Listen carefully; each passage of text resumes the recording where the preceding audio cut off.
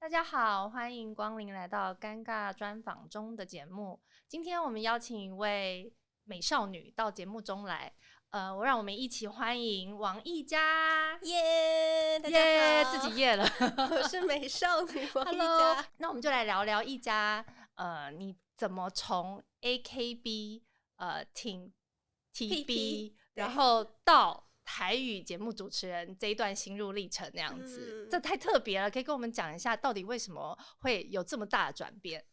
当初其实我在进主持的时候，我就是在 AKB48 Team TP 的期间就有一个，因为我当初是念台语系，然后当初就有一个算是简报嘛，就说台语台公视台语台有在甄选主持人，大学生主持人，就是专门 for 大学生，因为他们可能也想要跳脱一些。就是觉得讲台语都是老人啊什么的思想，就是想要多一些年轻人可以去学台语，然后讲台语这样，所以就有一个这样的甄选。然后我就去问公司说，我可不可以去报名这个？然后那时候公司人也很好，说那你就去啊，好啊好啊。然后就去报名甄选。然后这个甄选完，它其实算是一个培训，就是你可能要经过2-3个礼拜的培训，然后他就会看你的应对，然后你的台语怎么样。然后你的主持或者是戏剧的能力，然后之后这个培训最后选了10个人出来，那我就非常幸运的有在这10个人里面，所以就开始了我的台语主持之路。这样，我刚刚有听到一个重点是你是台语系的对对对，当初怎么会选台语系？这是超多人问我的。对呀，因为其实台语系一直不在我的狩猎范围内。我当初高3在选学校的时候，因为我高1还是高2的时候就已经加入 AKB 了。所以那个时候，其实我的目标一直都是，比如说广电系啊，或者是表艺系。所以我那时候大学填了5个志愿，就几乎都是广电或表艺，然后就只有一个是台语系。但这个台语系是因为有那个成绩可以交叉查榜，然后交叉查榜之后，就这个系才第一次出现到我的面前，然后想说，居然有这个系，然后觉得好像蛮有趣，所以其实一开始算是分数刚好到了。然后就去填，然后我也填在第1志愿。所以家里人有在讲台语，平常小时候其实就是算是那种很正常的台湾家庭，爸爸妈妈跟阿公阿妈是讲台语，但是跟小孩就是跟我们是讲华语的，听得懂对，听得懂，但不太会讲这样。那要挑战全程台语也是一件很困难的事。那我们话不多说，就请他开始自我介绍自己的姓名，还有学历，是不是？对。大家好，我是王艺嘉，今年23岁，我的兴趣是唱歌跳舞。小等一下是13岁啊，是23岁？23岁，你看起来有点像13岁。对，我就是一个右脸，然后又很圆这样。真的不讲话都不知道他已经23岁，以为他10几岁。谢谢，18岁美少女。真的，所以真的台语不错耶，难怪会考上。没有，其实我考上的时候不太会说台语，我是进去之后才开始学的。就是这一路大概多久啦？就是大学读4年嘛，然后到现在已经5年。也是有5年的历练了。对对对，慢慢学。台语公主，台语公主，台语美少女这样子。其实也不简单，就是整个讲起来其实超有感觉，而且蛮有气质的。你说有发扬了台湾的就是台语文化，可是用有气质的方式讲出来，这样子。没错，其实台语很美，就是有很多很厉害的词，蛮好听的耶。你讲的也很好听。谢谢，可能是人的问题。以后我们大家都要来台语一下。对，但我今天无法全程跟你用台语尴尬专访中，真的，对对对，好像还不错来一个新的节目这样子。好，那我们今天就。因为要先让你来尴尬一下，所以一定要来一些快问快答的节目，让你就是完全没时间想。好，尴尬吗？怎么会尴尬呢？对啊，感觉你好像不是一个会尴尬的人。怎么会呢？真的，跟你聊天好放松啊。谢谢。好，那我现在开始了。好，如果要用一个词形容你自己，你觉得会是什么？鏘，这么鏘？用鏘？为什么？因为我之前。我在 AKB 的时候有一个自我介绍词，就每个人都要有一个自我介绍词。然后我那时候自我介绍词就是1个字形容我鏘，2个字形容我鏘鏘，然后3个字形容我的时候，这个时候粉丝就要一起说卡哇伊，这样子出其不意的感觉。原来如此，但你不是真的鏘啦。对，你说的对，因为不是真的鏘，对，因为我想说怎么装鏘，对，装鏘这样子看起来其实很单纯可爱这样子，冰雪聪明，冰雪聪明看得出来。好，那你觉得自己在团体里面是领导者，还是跟随者，还是搞笑担当？没有一个美少女担当，是不是？没有这个选项。其实我觉得看是那个那我帮你团体加啦，就是可以你是美女领导者、美少女领导者，还是美少女跟随者，还是美少女的搞笑担当？哇，这个问题问太好了。是我觉得很看那个团体有什么样的人，就是我会去补齐那个角色。像是我之前在团体里面就是当组长，然后就可能会领导大家一起去做什么事情。然后因为我们之前团体也会比较缺少会讲话的人，所以我那时候就会去组织大家说，可能分配一些这里你讲什么，这里你讲什么之类的。但是如果已经有人可以去领导的话，像是我们之前因为我算组长，然后之前还有一个比我大的叫队长。然后如果有队长的话，我们就会变成一个追随者的角色，对，所以比较像是看有谁，然后我们就去补足另外一个角色这样。你什么星座啊？天蝎座，然然后我属蛇，所以是什么呢？蛇蝎美人。那摄影师在有人在咳嗽，制作人在后面笑，有人在咳嗽。对，好，蛇蝎美人，我们继续。没错没错。好，如果必须从以下选择一种，你宁愿被粉丝叫可爱宝宝还是狂野姐姐？她又要美少女。狂野姐姐好了，狂野姐姐好像蛮好的，因为可爱宝宝太常听到了，就是蛮常听到会有一个反差。对，因为我脸比较圆嘛，所以就比较宝宝的感觉，可爱宝宝。但是如果有胶原蛋白，另外一个叫什么狂野姐姐，狂野姐姐，你好像很难被叫姐姐。如果有人叫我狂野姐姐，我会觉得蛮开心的。对，终于有一天被人家叫姐姐了，这样子。然后还有很狂野的感觉。那姐姐，你可以狂野一下的感觉会是什么样子？软，什么意思？是这样吗？狂野有什么台词啊？狂野霸道总裁感，坐下之类的，很 man 的感觉。狂野姐姐，对，狂野好。然后你觉得自己比较像哪一种动物？麻雀，很多人说我像麻雀，长得其实有一点像，就是很多人说我很像，就是你的五官很像鸟类，对啊，很可爱，就是真的有点像对，麻雀感。天啊，居然用麻雀来形容，我也是第一次听到，就说但真的其实意外的蛮像的，有一点像，就是麻雀。我以为是说话，你说一直很吵，就是对，这可能也是其中一个，对，但主要应该是长相很可爱的部分。对，真的好，他尴尬了，不是因为他一直说自己可爱，我要一直附和这样，但的确是很可爱啦。对，然后你出门一定会带的3样东西：钥匙、手机、脑袋要记得带。对，有啦，有你有高颜值，也有高脑袋。谢谢。然后也谢谢爱讲话，对，很适合当主持人，真美。谢谢。原来这是一个在捧我的一个。是。当主持人最害怕碰到的情境，比如说来宾突然不说话，你第一个反应会是什么？努力接话，就是一直怕尴尬的努力接话。对，我是很怕尴尬的人。那假设像你认识王菲吗？我知道。就是假设像她那一种，就是这样的，那你要怎么办？我会努力想问题，就是毕竟不能问直数据嘛，就不能说你今天过得好吗？好，那可能是句点王做怎么样？今天做了什么事情啊？我觉得句点王超难的，就这样还好。那很棒哎！我觉得还好的话，也是人生当中的一种过程嘛，就变都你讲这样子，蛮厉害的，你算会接，真的，因为句点王我可能就会，现在是下一句要怎样？对，一起尴尬其实也不错，就制造一个效果。对，那你在偶像时期，就是 AKB 的时候，到现在当主持人，你觉得哪个工作更容易让你发脾气？对啊，就可能不耐烦啊，或是我超不会发脾气的，所以你是那种我脾气很好的那种。哇，我个性就是我已经接近超不会生气的人，我心目中满分嘞，就是又会讲话，然后长得又可爱，又不会发脾气，谁跟你在一起不是？谢谢，就是赚到了。但是如果2个硬要比的话，那当然是偶像团体会多一点，因为毕竟我现在主持都是个人的，就是也没什么好发脾气的。对自己发脾气吗？还是什么？团体的时候肯定要等来等去，或是干嘛的？就是因为也会很多年纪比自己小的妹妹嘛，然后可能就会比较不懂事什么之类的。但是也还好，因为我也不太会发脾气，真的就是我交给别人发，我当好人就会有一个对专门会发脾气的人这样子。那假设你现在走进一间餐厅，老板突然说：“你上来表演。”那你会选择唱歌还是跳？哇，我会选择跳健康操。跳健康操哪一种？立起来加你高，身体健跳来康精神跳，好。耶来跳，对，我最近刚学习的，就是我最近去复习的健康操。来跳一次，好好跳一次。哒哒哒哒哒哒哒，身体健康精神好，Lucy，立起来加你高。规律运动不可少，每次常做健身操，全身运动功效好。喂，同学，回了100，好，大家看不下去了，赶快结束这一趴。不会，这是给小朋友。你没有跳过这个吗？年代不一样，年代不一样了吗？年代不一样。所以你们是国民健康操？我们是国民健康操。对，因为我完全没有听过，真假的？国民健康操。那你是什么时代？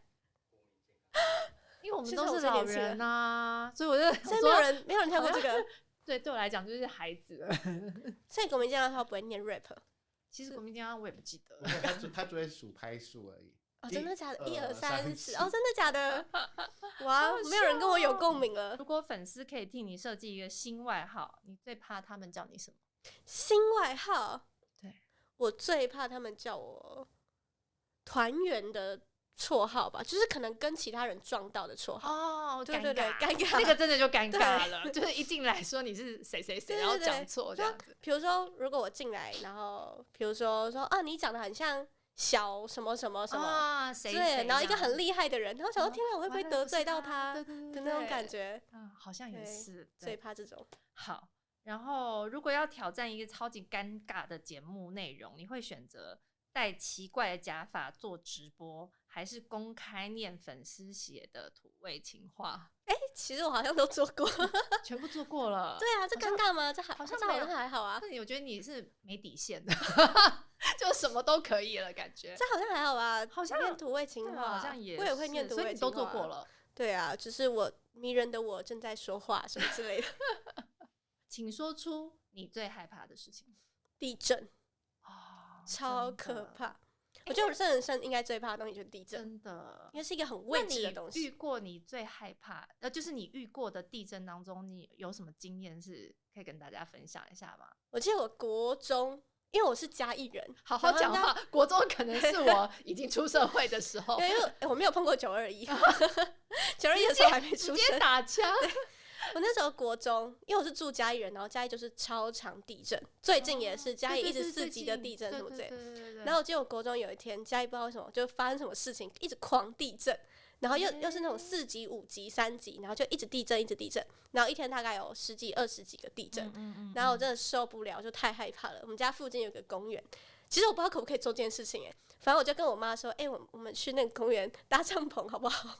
就真的去了。对，然后晚上我跟我妈就拿着一个帐篷，然后就去那个公园睡觉。妈妈也跟着去。对啊，妈妈也是，因为不能放我一个人在那边嘛。对啦，也是啦。但我真的太害怕了。但是表示真的是蛮大，你们才会做这样。那有看到其他同类一起也去？没有，只有你们2个。就半夜4点的时候，就听到开始有那种阿公阿妈在旁边跑步的声音。好笑，想说这2个为什么在帐篷里，不知道在干嘛？因为这个大草地，然后只有我们一个帐篷。那你们好好睡觉吗？有啊，还行，就觉得很安稳，没有危险的感觉。所以家里有帐篷。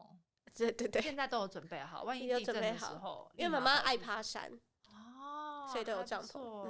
也是一个正面的教育啦，就是万一真的地震有大地震来，跑出去，对，趴下嘉义附近的公园可以遇到。对，真的好。当初就是加入 AKB48 Team Taipei 的Team TP 的原因 AKB48 Team TP OK 的契机是什么？就是我高1的时候。然后就滑脸书，然后他们那时候广告算是打蛮大的，我就滑到他们甄选的那种海报、报名表，然后觉得就是好像几岁到几岁啊，然后什么都不拘，然后觉得好像还蛮适合我的。然后因为一次又 AKB48 算是一次又选蛮多人的那一种，然后想说比较容易中，几率好像高一点。需要会日文吗？不用，因为我们在台北湾嘛，在台北的地区这样。然后我就去问我妈。然后因为我是嘉义人，然后我那时候还在念嘉义女中，然后我妈就说那可以啊，但是你要保证你的学业可以完成，你就去报名。然后那个时候我看报名表，他就是说你就是拍照不能套滤镜，然后不能修图什么之类的，然后格式都要对。所以一开始收到第一次的面试表的时候，我就没有特别惊讶，因为我想说应该是格式对了就可以进。对，对，然后结果其实刷掉2000多个人这样，真这是我后来才知道的事情，所以我一开始想说，哇，你很厉害，你对啊淘汰了2000多人。我现在回去看那些照片，我就想说，到底怎么选的，就是怎么进去的，就是天生丽质吧。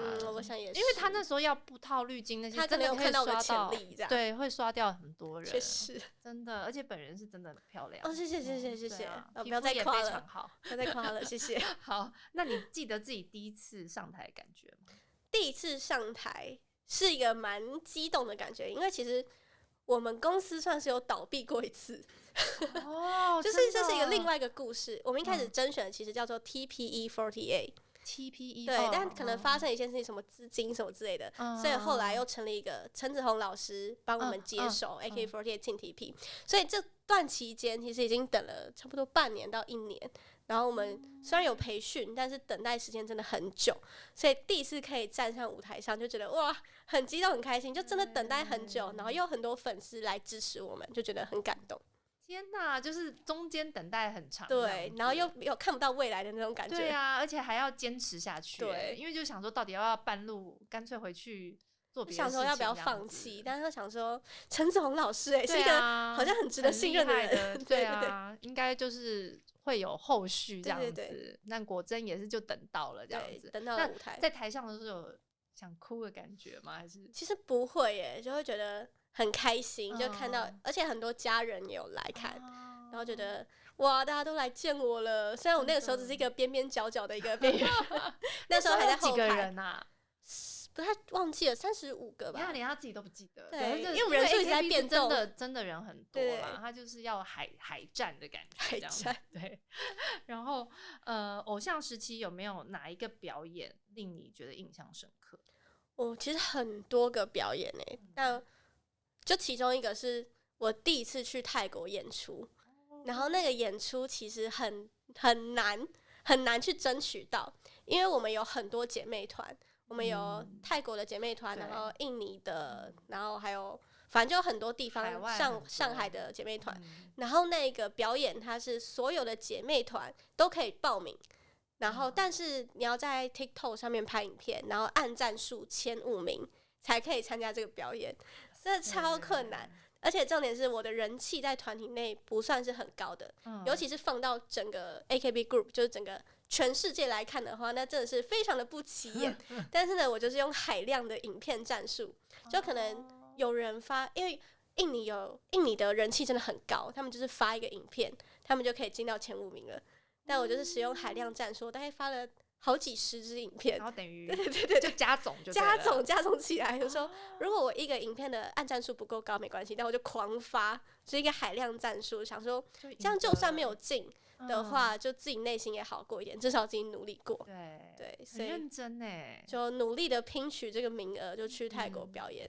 主要是因为我真的很喜欢泰国那边的姐妹团，然后就是一个圆梦计划，跟他们一起表演。对，实在是不错的经验。对。还有一个表演我也觉得很印象深刻，就是我回嘉义跨年自己的家乡。对，因为那个很特别，是因为主战场。其实我们有一个选拔制度，然后那是算是6单的选拔才可以去表演，然后我不在那个选拔里面，但是好巧不巧，就是有2个学测生，因为他们为了准备学测，没有办法去参加那个表演，所以呢，我就非常幸运的可以补会进来。哇，对，然后就可以回家乡表演，然后那一场就是阿公阿嬷全家出动，亲戚都来，亲戚的亲戚也来，然后粉丝还举红布条，然后他们站在第一排，然后说欢迎嘉义王回家，就觉得哇，好荣幸，对呀，好棒哦，就是在自己的家乡那边就是表演给自己的家人看，真的也是那一场之后觉得我好像可以毕业了，好像是就好像圆梦了，对，圆梦，然后也是交代了这样子，交代，关荣芳香。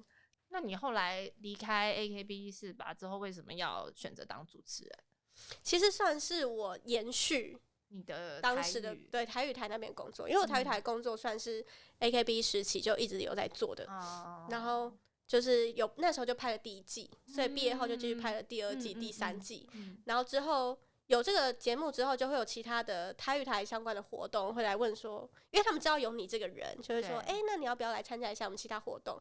所以像是我现在还有在跑一些幼稚园就是带他们唱歌跳舞学台语，用台语去教大家唱歌跳舞。哇塞，那的感觉小朋友的人气，你在小朋友的哎人气人气当中也很高天啊！大家想，姐姐来了，阿嘎姐姐，我叫阿嘎姐姐，阿嘎姐姐来了，对，然后真的会很开心就是因为小朋友真的很纯真无邪的感觉，可以吸收他们的微笑，每个月都会吐露笑容去吗？之前我们算是一季大概跑20场这样子，蛮多的20场幼稚园，对。哇新的一季已经开始报名了，欢迎大家报名。哇塞，你不只在大人界很有名，进军幼稚园，对，幼稚园界也很有名对搞不好回家就是问那个家里的小朋友说，我看过你耶，他是我们的偶像，希望有朝一日可以这样。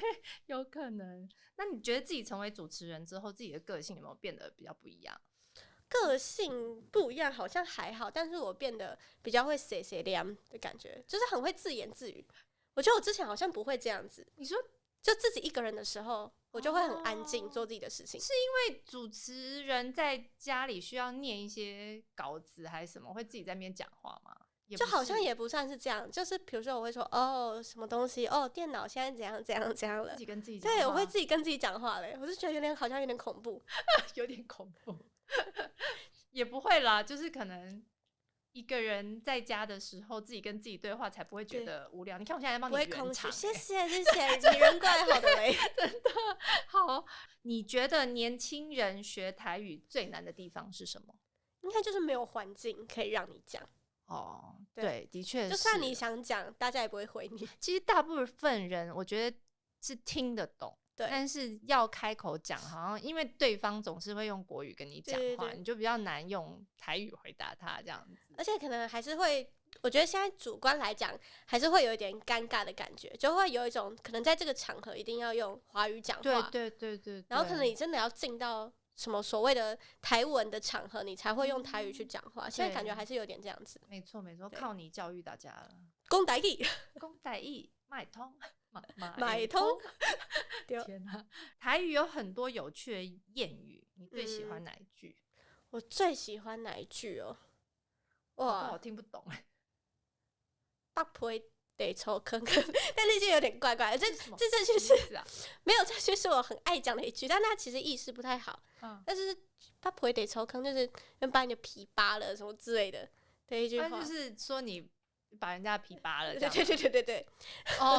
你小心我扒掉你的皮，这样子是这个意思吗？没有，我就觉得这句话念起来很顺，不知道为什么，所以我很常讲这句话。北皮得抽坑，但这句不是一句太好的话了。算了，但我就是觉得讲这句话很顺，但很有道理。应该就是大家很常听的什么“叽叽超级点楼”之类的，就是每个人都有他自己的专长。这个应该比较常见，对，也不长啊，不长吗？对，我擅长了，擅长见了，在台语的世界里，台语界擅长。原来是这样。那如果要你用台语来 rap 一段，你觉得自己可以做得到吗？当然可以做到，但是这么厉害。这个好是一家哟，真欢喜今仔日会使看到大家。但我连华语 rap 也不行了，还叫我用台语，我觉得这是 rap 的问题。我觉得这不是中文，这不是华语或台语的问题，这是 rap 的问题。rap 本身不行的话，要先用什么 rap 语都不行，这样子。有没有收过很感人的粉丝讯息？当然是有啊，就是很常会有在私讯那边收到很长的一篇文章，然后就会说，最近可能因为你，然后我觉得我的生活受到了很大的鼓励，什么之类的。我觉得我自己也要好好的加油，然后就很常觉得哇，何德何能，怎么会真的有人因为我，然后让他自己的生活变得更好？就觉得哇，因为你这句留言也让我觉得我好像也要继续努力的感觉，要更努力，互相支持。然后最近我收到了一个粉丝信，因为我很喜欢收大家的手写信，我觉得手写信很有温度，所以我有买一个邮局，不是买啊，租了一个邮局的信箱，就大家可以写信给我。然后最近收到一封很有趣的信，他就是寄了那个日本的，我有点忘记他叫什么名字，就是很像不倒翁的那个。但我有点忘记他名字，突然他有一个就是一个神明的名字，很像不倒翁，然后会点眼睛，然后反正他就寄了那个给我，他说，因为我最近会很常拿我没有交过男朋友这句话来开玩笑，就说我到23岁都没有交过男朋友，这样是真的假的？是真的啊！我现在母胎单身中，欢迎，如果有好的人可以介绍给我。是因为你太挑了吗？也不是、就是生活中真的遇不到怎么可能相近的男生，因为像我之前在女团嘛，然后女团就是不太会遇到男生，然后台文系的人其实也很少，然后我又比较少去跑一些活动，所以没有男生追求过你吗？国中的时候吧，只有国中对？那你大学没有没有男生吗？没什么男生会追求。可是别的系的也一定会看到你啊。不会因为我可能就是一个很懒得社交的人，我活在我自己的台文系里面。你该不会都戴着口罩吧？有可能我都素颜，然后大家认不出我这样。对啊，有可能素颜跟化妆太多。你可能要就是亮丽的，对，亮丽出场这样子。对啊，反正那个粉丝就寄信给我说，他说就希望你有一天可以遇到一个真的很值得对你好的人。他说他自己是爸爸粉，就是用爸爸的心态看我的那种角度。他说身为一个爸爸粉，当然不会催你交男朋友，因为觉得把我交给别人还是一个需要很慎重的事情。但是希望就是那个神明他可以带给我一些好运，然后我可以跟他许愿什么之类的，然后希望可以让我遇到一个真的很值得把我交付给他的一个人。然后就哇，好感人！这爸爸粉真的是对，爸爸粉蛮宠你的，对，大家都很宠我，真的哇！那没交过男朋友，这以下开放留言可以让我体验一下恋爱是什么感觉好吗？真的太夸张了。你有没有考虑开 YouTube 频道？然后其实我现在有有吗？我现在有开一个 YouTube 频道，叫做一家卡哇伊对，卡哇伊，然后里面就是会放一些比较挑战类型的影片，比如说挑战一日拳击摔跤一日摔跤，然后你怎么这么跳痛？刚刚还跟我说不是怪怪美少女，然后就挑战一日女仆咖啡厅这样子，一日咖啡店店员，对，这蛮适合你的，摸一摸 Q。这蛮可爱啊！大家记得留言、按赞、订阅什么小铃铛。我很像是那种就在女仆咖啡厅服务完客人，然后就会去后场讲别人坏话的那种人，像吗？就是那种 mean girl， 还好刻薄女孩，减少讲话的那个频率可能就不会笑一点，对，不会啦，这么可爱怎么会笑？欢迎大家订阅。你会不会去看网友的评论？有没有遇到负评过？然后会怎么处理这样子？我超爱看的，那会笑吗？我超爱看大家的留言，就是好的，就是因为很想要看好的评论，所以就会去看。但偶尔就会去看到一些比较怪怪的评论这样子，但是我就会看我有没有想要回耶，就看我那天心情怎么样。就比如说我之前发了一个 cover，也不是 cover， 我自己的创作歌曲，然后大家都是很好评，我说好厉害好厉害什么之类的，然后就有一个人留言说好难听，然后我就回他说好啦没事啦。真的怎么这么温和啊？没事啦，温和还说自己告诉自己说没事这样，其实是在安抚你自己这样子，眼看在安抚他，其实在安抚我自己这样。好。其实你也开始会在经营自己啊，你有没有想过说要好好的把自己的网络的创作的部分好好的规划，然后认真的在网络上面经营一下？YouTube 的话，因为我算是有一个小团队，但是都是之前在 AKB 那边认识的一些工作人员，然后他们就是也人很好，他们就主动找了我，然后想要帮我做一些影片什么之类的，然后就会每个礼拜去讨论说可以做什么样不同的内容，所以 YouTube 那边是有这样的规划。然后 IG 的部分我就很随缘目前还没有什么很详细的规划。如果大家有什么建议的话，欢迎跟我说，因为我最近就是很随缘，想到什么就发什么这样子。今天真的聊得非常多，我们真的非常谢谢一家到我们的节目当中来跟我们聊这么多的私密的话题。那也希望呢大家要记得订阅，除了一家的 YouTube 频道之外，还有我们那个尴尬专访中的节目，然后开启小铃铛，然后订阅记得。好，那我们就下次见咯，拜拜。